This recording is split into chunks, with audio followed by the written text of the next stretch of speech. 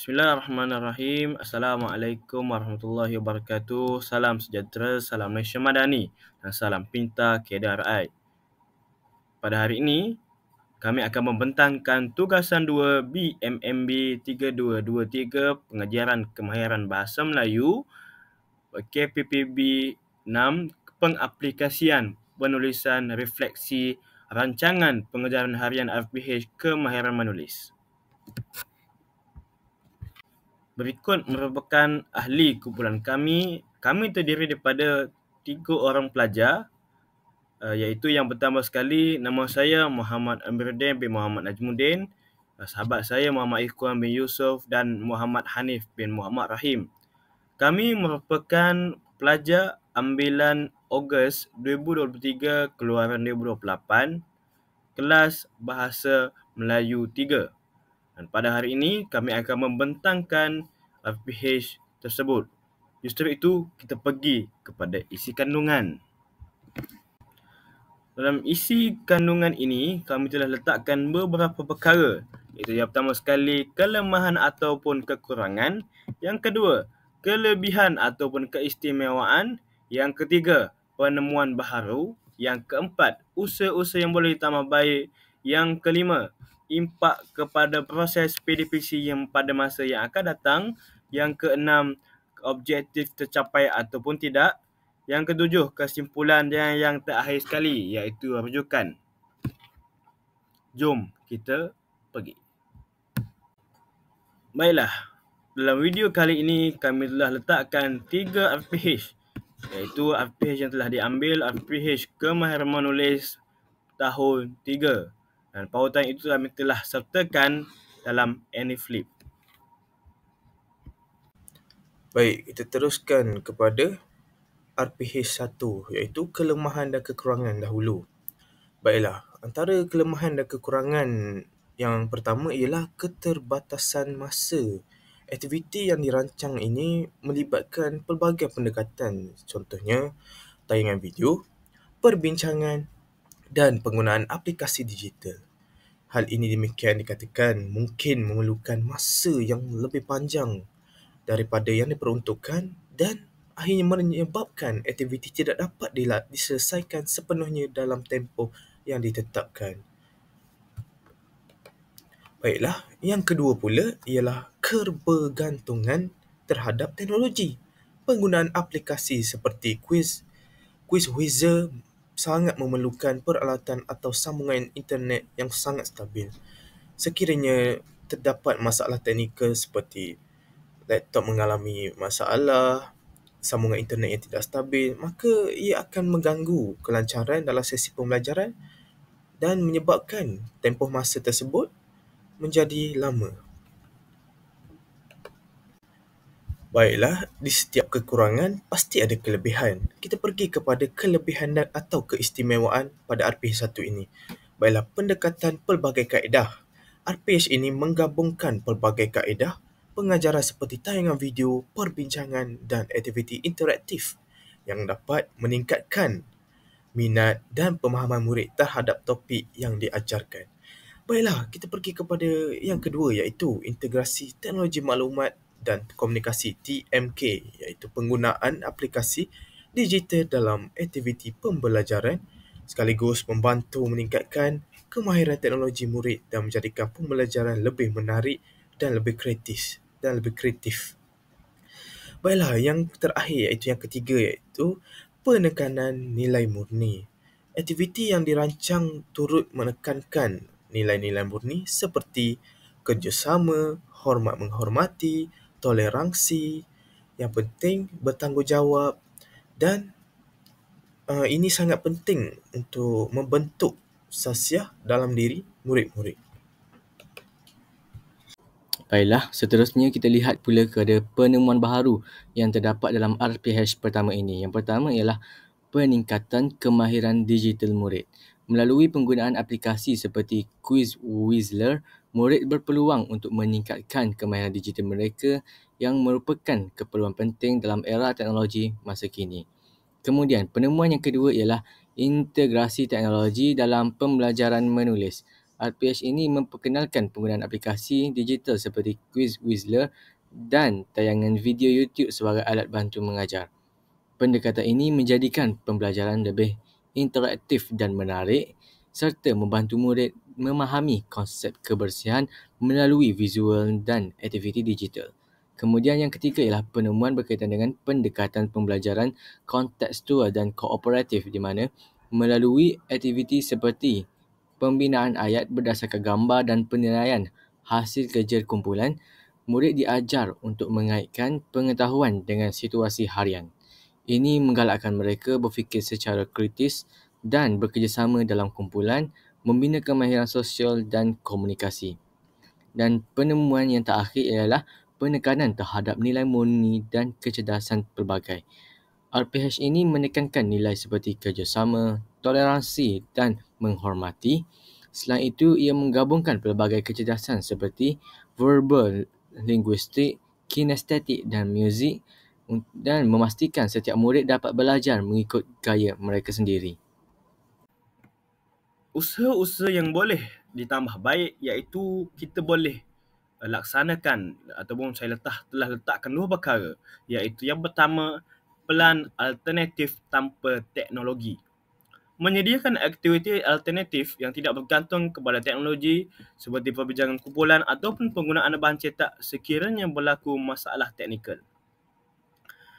Sebab itu, apabila kita baca ataupun kita lihat kembali dalam RPH tersebut, dua aktiviti yang telah dijalankan iaitu aktiviti menonton video kesihatan diri dan juga bermain Quizizler. Sebenarnya kalau kelajuan internet itu tidak mencapai pada standard yang sepatutnya, perlu ada plan alternatif ataupun plan kita laksanakan dalam keadaan kita sudah bersedia dengan plan B. Kalau plan A tidak menjadi, maka ada plan B. Maka plan B tersebut, bagi saya, kita boleh melaksanakan aktiviti seperti berkumpulan ataupun kita melaksanakan PBL, Project Based Learning ataupun pembelajaran berasaskan projek, iaitu kita meletakkan satu bahan dan kerana kita minta mereka untuk melaksanakan aktiviti tersebut. Ataupun kita boleh melaksanakan aktiviti perbincangan, debat dan sebagainya untuk mereka memahami apakah isi kandungan yang ingin kita ajarkan. Itu sekiranya gangguan ataupun pelaksanaan internet tersebut, Quizizler tersebut tidak menjadi kerana mungkin masalah dari sudut komputer dan sebagainya. Jadi itu antara plan yang saya rasakan dapat kita laksanakan. Yang kedua, pengurusan masa yang lebih efisien. Iaitu sepatutnya guru boleh melaksanakan atau menyusun semula aktiviti agar bersesuai dengan masa telah diperuntukkan. Dalam masa telah diperuntukkan ada dua kredit masa, iaitu bersama dengan 1 jam. Mungkin dengan memendekkan atau menggabungkan beberapa aktiviti untuk memastikan pembelajaran dapat dicapai dalam tempoh ditetapkan. Kenapa saya mengatakan begini? Kerana dalam RPH tersebut dilaksanakan atau menonton video saya sudah 15 minit. Maka itu sebenarnya merugikan masa kerana dalam sejam tersebut, apabila ditolak dengan 15 minit, maka tinggal 45 minit. Maka masa untuk kita ajarkan, kita memberikan penerangan tersebut mungkin berkurang dan kita perlu menggabungkan aktiviti-aktiviti tersebut dengan supaya dapat kita laksanakan ataupun dapat kita jadikan rancangan pengajaran harian kita itu termaktul ataupun mengikut apa yang telah kita tetapkan. Mengikut masa yang telah ditetapkan. Dan tidak boleh melebihi apa yang telah ditetapkan dalam jadual kelas tersebut. Kerana itu akan pertama merugikan masa kita, merugikan masa guru lain dan juga merugikan masa murid-murid kita. Baiklah, seterusnya pula impak kepada proses PDPC pada masa yang akan datang. Penggunaan teknologi dalam pelajaran, aktiviti yang melibatkan teknologi boleh diteruskan dan ditingkatkan memandangkan ia membantu murid meningkatkan minat dan pelibatan murid. Namun, perlu ada persediaan untuk menghadapi sebarang isu teknikal yang mungkin timbul. Seperti yang saya telah nyatakan sebentar tadi bahawa aktiviti-aktiviti seperti ini sebenarnya amat bagus kerana aktiviti tersebut membantu murid dalam penggunaan teknologi pada masa kini.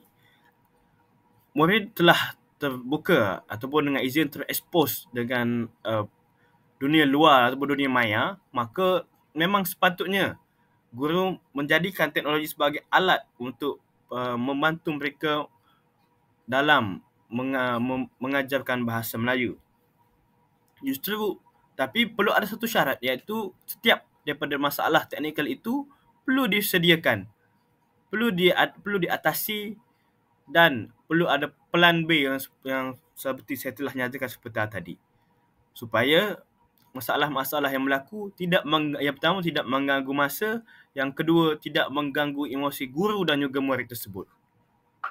Itu bagi impak proses PDPC. Kemudian kita lihat objektif tercapai ataupun tidak. Pencapaian objektif. Kita lihat pencapaian objektif RPH yang pertama ini, iaitu berdasarkan RPH, objektif pembelajaran adalah untuk membina dan menulis ayat berkaitan kebersihan diri dengan aktiviti yang dirancang seperti menggunakan peta alir dan aplikasi interaktif. Objektif ini berkemungkinan besar dapat dicapai terutamanya jika murid terlibat secara aktif dalam setiap aktiviti. Kita lihat dulu objektif RPH ini. Yang pertama ialah membina ayat berdasarkan gambar dalam bahan bantu mengajar digital. Yang kedua ialah menulis ayat menggunakan maklumat dalam peta alir. Jadi, secara keseluruhannya, objektif ini berjaya dicapai dengan dasar. Yang pertama ialah aktiviti pembinaan ayat yang berstruktur dan dibimbing oleh guru. Kedua, penggunaan bahan bantu mengajar digital yang menarik minat murid. Yang ketiga ialah penilaian hasil kerja kumpulan yang menunjukkan murid dapat mengaplikasikan pengetahuan dalam konteks sebenar. Baiklah, berikut merupakan RPH yang kedua tahun 5, iaitu yang bertajuk Masyarakat Penyayang Kemahiran Menulis Tulisan Berangkai.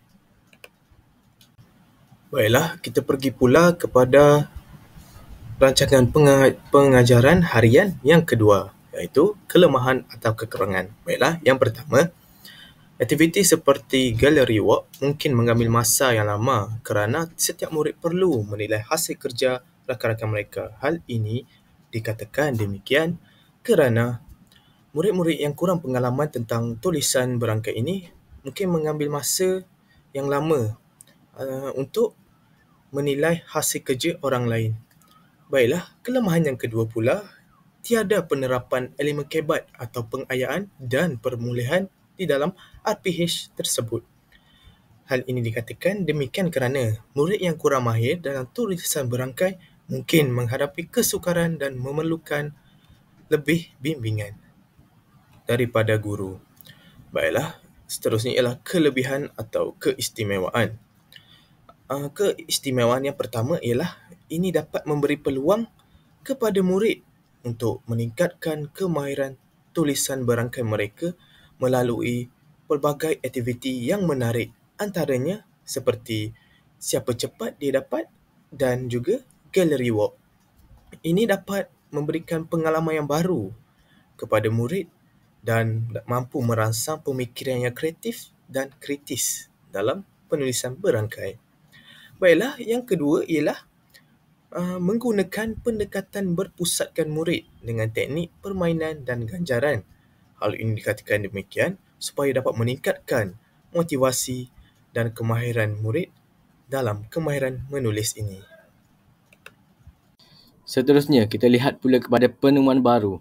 RPH minggu kedua, Khamis SP 311. RPH Khamis. Murid lebih cepat belajar tulisan berangkai melalui demonstrasi fizikal dan bahan bantu mengajar yang sesuai. Jadi penemuan yang pertama ialah tulisan berangkai sebagai aktiviti bermain dan bekerjasama. Pendekatan seperti kembara tulisan berangkai dan gallery walk mengubah aktiviti mekanis seperti menyalin ayat kepada pengalaman pembelajaran yang bermakna dan berpusatkan murid. Ini menyatakan bahawa teknik penulisan juga boleh dilatih dalam membentuk permainan dan pertandingan secara sihat. Yang kedua ialah aktiviti penilaian rakan sebaya atau dalam bahasa Inggerisnya peer assessment.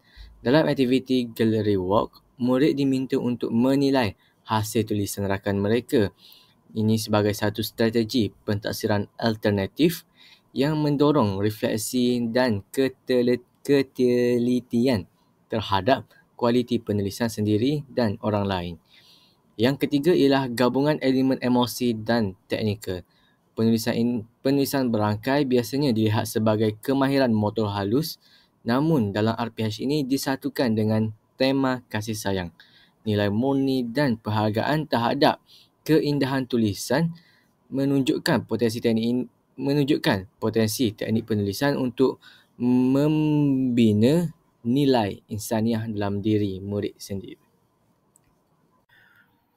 Baiklah, dalam usaha-usaha yang boleh ditambah baik dalam PH ini, masyarakat penyayang tulisan berangkai telah letakkan dua pelan utama. Pelan A, menyediakan lembaran kerja tambahan bagi murid yang lemah dalam tulisan berangkai, iaitu kita dapat menyediakanlah suatu aktiviti berdasarkan bermula dengan huruf kecil bagi tulisan berangkai, kemudian kita laksanakan dengan huruf besar, disusuli dengan perkataan-perkataan sehinggalah satu karangan mudah, satu karangan pendek dalam tulisan berangkai. Tulisan berangkai ini bertujuan untuk memastikan atau untuk membolehkan mereka ini menulis dalam keadaan yang istimewa, dalam keadaan yang boleh untuk mereka aplikasikan dalam dunia yang sebenar. Itu adalah tujuan bagi tulisan berangkai. Justru guru perlu menekankan berkaitan dengan tulisan berangkai. Dan bagi peluang tersebut, saya rasakan aktiviti yang dapat kita laksanakan menyediakan lembaran kerja ini perlu dilaksanakan dan disesuaikan mengikut keadaan murid tersebut. Plan B, menggunakan aktiviti interaktif lain seperti menulis di atas pasir atau papan putih digital bagi murid yang suka menulis menggunakan menggunakan kertas. Dalam keadaan seperti ini, dapat kita jelas dan kita fahami bahawa penggunaan kertas sememangnya ada yang sukar kerana koordinasi tangan mereka itu dalam keadaan yang tidak baik, dalam keadaan yang tidak kuat. Justru mereka mampu ataupun mereka tidak mampu untuk menulis atas kertas bergantung kepada tangan mereka.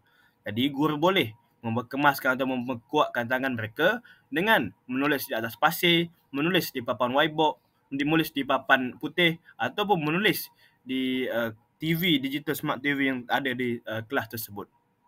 Kerana itu akan membantu mereka untuk menulis dengan lebih baik dalam tulisan berangkai. Kita pergi pula kepada impak kepada proses PDPC pada masa yang akan datang. Aktiviti menulis tulisan berangkai ini boleh diteruskan kerana dapat membantu meningkatkan ketekunan murid dalam menulis dengan kemas. Justru kita dapat fahami bahawa tulisan berangkai ini bukanlah suatu penulisan yang sukar sebenarnya. Sekiranya guru mampu mengajar atau memberikan penerangan yang baik berdasarkan langkah-langkah yang berikut atau berdasarkan langkah-langkah yang telah diajarkan, maka dalam tulisan berangkai ini perlu diperkemaskan oleh guru supaya murid dapat mengaplikasikan ataupun dapat menggunakan tulisan berangkai tersebut dalam kehidupan seharian dan dapat membaca tulisan berangkai sekiranya terdapat soalan-soalan yang dinyatakan dalam tulisan berangkai supaya dan mereka boleh menjawab dengan keadaan yang mudah. Kemudian kita lihat objektif tercapai atau tidak.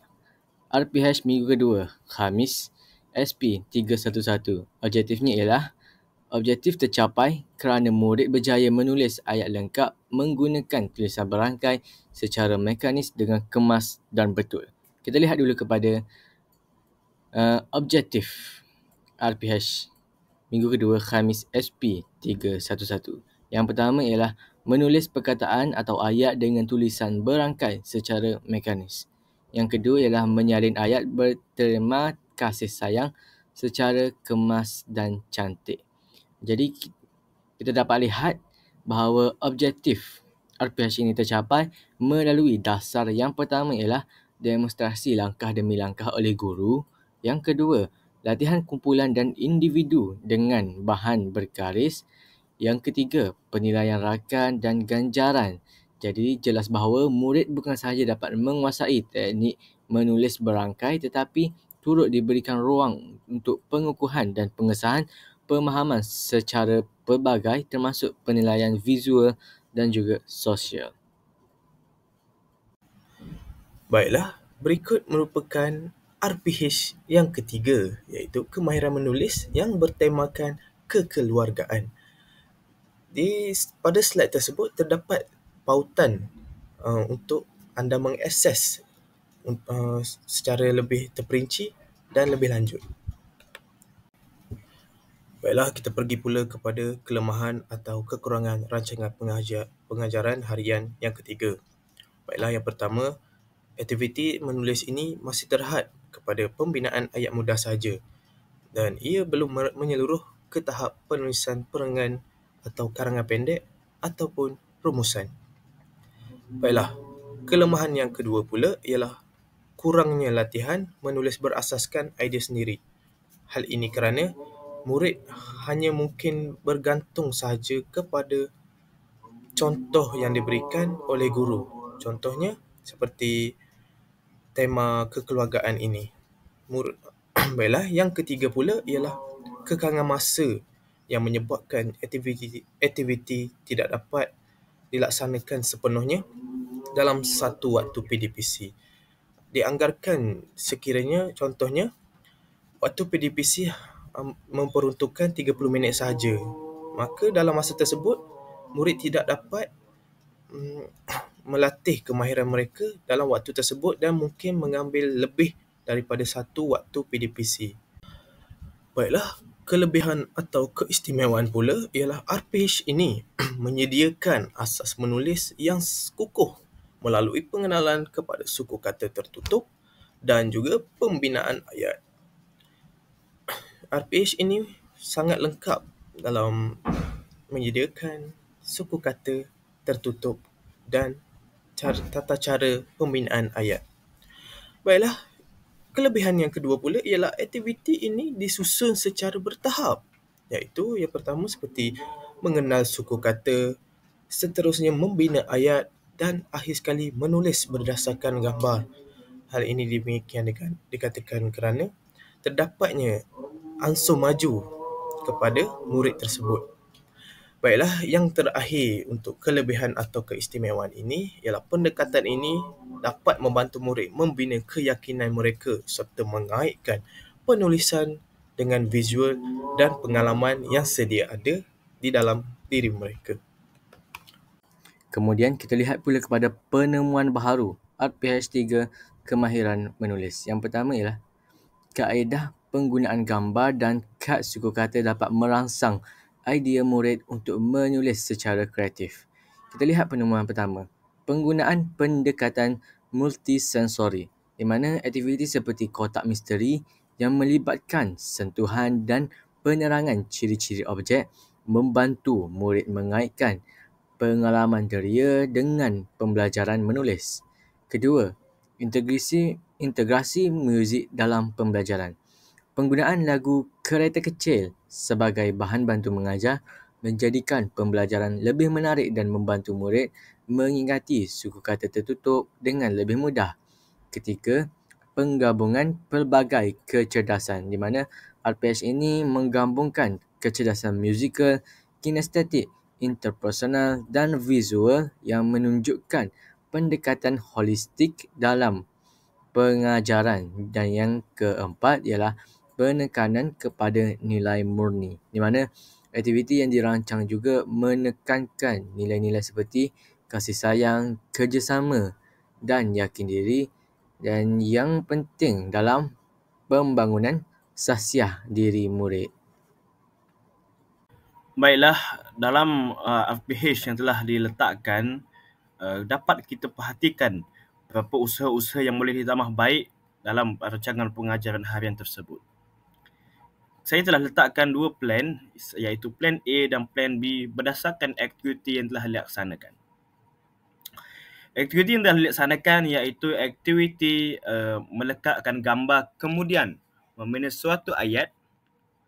Dapat kita jelaskan, dapat kita kategorikan pelajar yang berada di standard yang tinggi, sederhana ataupun rendah. Antara usul yang dapat ditambah baik iaitu plan A kami, murid membina ayat berdasarkan gambar dan perkataan yang diberi. Hal ini justru dapat memberikan pemahaman mereka terhadap perkataan, justru menilai pemahaman mereka dari sudut perkataan yang telah diberikan. Yang kedua, plan B kami, apabila kita sudah mendapat mengkategorikan pelajar tersebut, bagi murid lemah, guru boleh menyediakan satu rangka ayat ataupun latihan bagi melengkapkan ayat sebelum menulis ayat sendiri. Hal ini demikian kerana bagi murid yang lemah, kita dapat strukturkan, kita pecahkan bermula daripada suku kata yang kecil, suku kata yang biasa, ataupun bermula dengan 2 suku kata sehinggalah 5 suku kata atau 7 suku kata. Kemudian kita rangkaikan kata tersebut menjadi perkataan dan kita gabungkan perkataan tersebut menjadi ayat.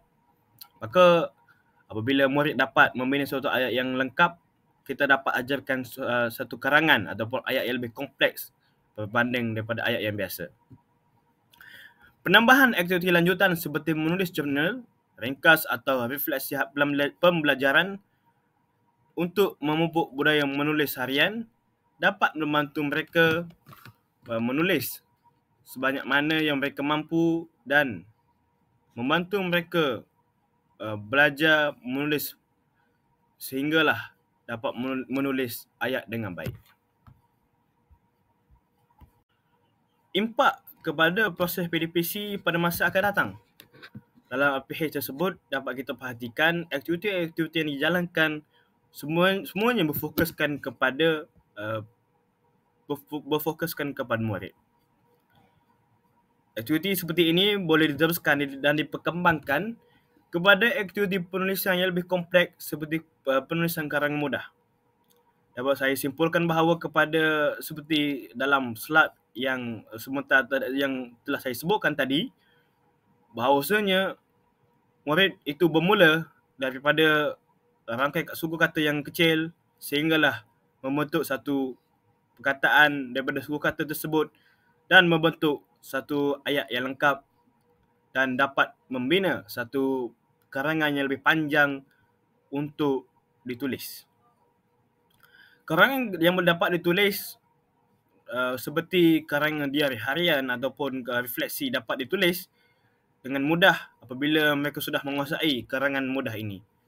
Kita boleh letakkan had ataupun limitasi supaya kita jalankan aktiviti tersebut dan murid dapat mengikut dan dapat mencerna apa yang kita terangkan. Penekanan yang betul-betul ini akan membantu murid menulis dengan lebih baik apabila berada di tahap yang lebih tinggi. Kemudian kita lihat, adakah objektif RPH ini berjaya mencapai ataupun tidak? Jadi, objektif pembelajaran iaitu menulis ayat berdasarkan gambar dan perkataan yang diberi berjaya dicapai. Murid menunjukkan keupayaan memahami struktur ayat dan menghasilkan ayat yang betul dari aspek tata bahasa asas. Jadi kita lihat objektif yang ditetapkan dalam RPH ini adalah yang pertama ialah menulis suku kata tertutup dengan betul dan kemas. Kedua, membina dan menulis ayat tunggal dan ayat majmuk berdasarkan perkataan yang diberikan.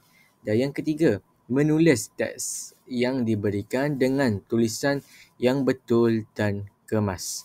Jadi, berdasarkan aktiviti yang dirancang seperti penggunaan kad suku kata, latihan melengkapkan teka silang kata dan pengisian tempat kosong, murid diberi peluang untuk mengaplikasikan kemahiran menulis secara praktikal. Jadi, penilaian melalui lembaran kerja dan aktiviti berkumpulan juga membantu guru menilai pencapaian murid. Oleh itu, objektif yang ditetapkan berkemungkinan besar dapat dicapai dengan berkesan. Sebagai kesimpulan, RPH ataupun rancangan pengajaran harian, kemahiran menulis bertujuan untuk membimbing pelajar menguasai teknik penulisan yang efektif dan teratur, yang merangkumi objektif pembelajaran yang jelas, aktiviti yang berstruktur dan kaedah penilaian yang sesuai.